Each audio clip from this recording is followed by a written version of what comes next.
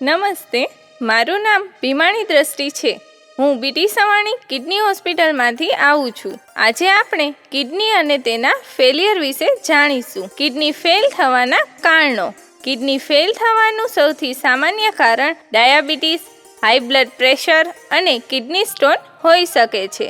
આ સિવાય kidney fail થવાના બીજા ઘણા કારણો છે, જેમ કે ધૂમ્રપાન, પેશાબની નળીમાં અવરોધ, વારસાગત, નાની ઉંમરે લોહીનું ઊંચું દબાણ રહેવું, લાંબા સમય સુધી દુખાવાની દવા લેવી. કિડની ફેલ થવાનું મુખ્ય જવાબદાર પરિબળ એટલે બ્લડ પ્રેશર. તો આવો જાણીએ બ્લડ પ્રેશર શું છે. શરીરમાં રક્તનું પરિભ્રમણ કરતી વખતે રક્તવાહિનીની દિવાલ પર જે દબાણ સર્જાય છે તેને લોહીનું દબાણ એટલે કે બ્લડ પ્રેશર કહે છે. સામાન્ય પુખ્ત વ્યક્તિના હૃદયનું ઉપરનું બ્લડ પ્રેશર એટલે કે સિસ્ટોલિક પ્રેશર 120 મીમી પર HG અને નીચેનું બ્લડ પ્રેશર એટલે કે ડાયસ્ટોલિક પ્રેશર 80 મીમી પર HG હોય છે. 150 મીમી HG થી વધુ સિસ્ટોલિક પ્રેશર અને 90 મીમી HG થી વધુ ડાયસ્ટોલિક પ્રેશર રહેતું હોય તો હાઇપરટેન્શન એટલે કે હાઈ બ્લડ પ્રેશરની સ્થિતિ ગણાય છે. 90 મીમી HG થી ઓછું સિસ્ટોલિક પ્રેશર અને 60 મીમી HG થી ઓછું ડાયસ્ટોલિક પ્રેશર રહેતું હોય તો હાઇપોટેન્શન એટલે કે લો બ્લડ પ્રેશરની સ્થિતિ ગણાય છે. બ્લડ પ્રેશરના કારણો આ મુજબ છે.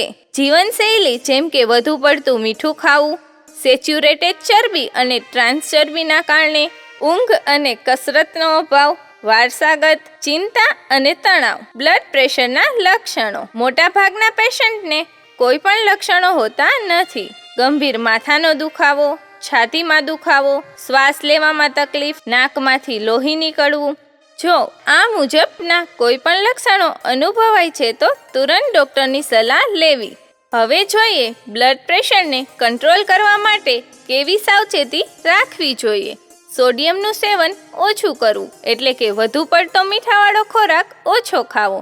નિયમિત કસરત અને યોગ કરવા જોઈએ. ધૂમ્રપાનથી દૂર રહેવું જોઈએ. પૂરતી ઊંઘ લેવી જોઈએ 7 થી 9 કલાક. શક્ય તેટલી વહેલી તકે ડૉક્ટરનો સંપર્ક કરો અને દવા નિયમિત ચાલુ રાખો. બ્લડ પ્રેશર કિડનીને કેવી રીતે અસર કરે છે? વધુ પડતું બ્લડ પ્રેશર કંટ્રોલની બહાર રહેવાથી કિડનીની નસોને નુકસાન પહોંચાડે, ફિલ્ટર કરવાની ક્ષમતા ઘટાડે છે તથા પ્રોટીન યુરિનમાં લીક કરે છે. પરિણામે આ લાંબા સમયે કિડની ફેલિયરમાં પરિણમે છે.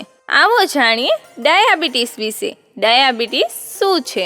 ખોરાકમાં રહેલ સુગરમાં ગ્લુકોઝ હોય છે, જે શરીરમાં શક્તિ આપે છે. સુગરમાં રહેલ ગ્લુકોઝનું પાચન ઇન્સ્યુલિન કરે છે. જ્યારે ખોરાકમાં ખૂબ વધુ પ્રમાણમાં સુગર લેવામાં આવે છે ત્યારે આ ક્રિયામાં અડચણ આવે છે, જેથી આપણા શરીરના કોષોમાં રહેલું ઇન્સ્યુલિન ખોરાકની બધી જ સુગરનું પાચન કરી શકતું નથી, જેથી ડાયાબિટીસ થવાની શક્યતા રહે છે. ડાયાબિટીસના મુખ્યત્વે 2 પ્રકાર છે, ટાઈપ 1 ડાયાબિટીસ અને ટાઈપ 2 ડાયાબિટીસ. ટાઈપ 1 ડાયાબિટીસ સ્વાદુપિંડના પ્રોબ્લેમથી ઇન્સ્યુલિન શરીરમાં બનતું જ નથી. આથી નાની ઉંમરે ડાયાબિટીસ થાય છે અને આવા દર્દીઓને સારવારમાં ઇન્સ્યુલિન જ આપવું પડે છે, એટલે તેને ઇન્સ્યુલિન ડિપેન્ડન્ટ ડાયાબિટીસ મલાઇટસ પણ કહે છે. Type 2 diabetes. આ પ્રકારના રોગમાં દર્દીના શરીરમાં સ્વાદુપિંડ ઇન્સ્યુલિન બનાવે છે, પરંતુ શરીરના બીજા કોષોમાં તેની અસર ઓછી થાય છે. આથી લોહીમાં ઇન્સ્યુલિન વધારે પ્રમાણમાં હોવા છતાં દર્દીનું સુગર વધારે રહે છે. આ રોગની સારવાર માટે દવાઓ અને ઇન્સ્યુલિન બંને ઉપયોગી છે. આથી તેને નોન ઇન્સ્યુલિન ડિપેન્ડન્ટ ડાયાબિટીસ મલાઇટસ કહે છે. સામાન્ય રીતે આ રોગના દર્દીઓ મોટી ઉંમરના હોય છે, એટલે તેને મેચ્યુરિટી ઓન સેટ ડાયાબિટીસ પણ કહે છે. ડાયાબિટીસના બીજા અમુક પ્રકારો પણ છે. દાખલા તરીકે જીસ્ટેશનલ ડાયાબિટીસ. આ પ્રકારના દર્દીને પ્રેગ્નન્સી દરમિયાન સુગર વધારે આવે છે. ડાયાબિટીસના લક્ષણો આ મુજબ છે. શરૂઆતમાં આ રોગના કોઈ લક્ષણો હોતા નથી. વારંવાર પેશાબ જવાની સમસ્યા, વારંવાર ભૂખ લાગવી, ઘાવ રૂઝાવામાં સમય લાગવો, આંખમાં થોડું ધૂંધળું દેખાવું. જો ઉપર મુજબના કોઈ પણ લક્ષણો અનુભવાય છે તો તુરંત ડોક્ટરની સલાહ લેવી. ડાયાબિટીસને નિયંત્રણમાં રાખવા માટેના ઉપાયો આ મુજબ છે.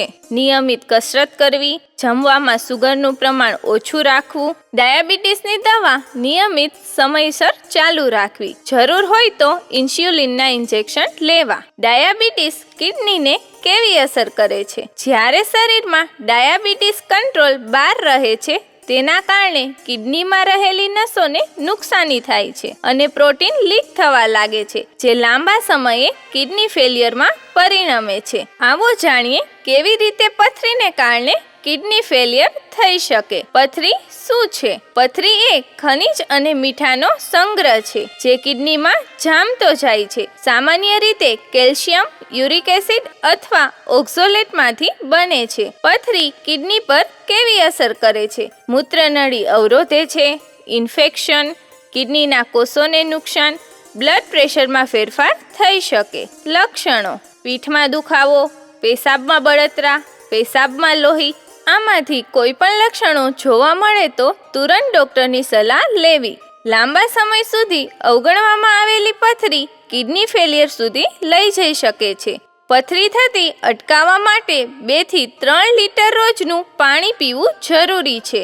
સમયસર લોહી અને પેશાબની તપાસ કરાવવી જરૂરી છે. વધુ માહિતી માટે સંપર્ક કરો 9316483674. આભાર.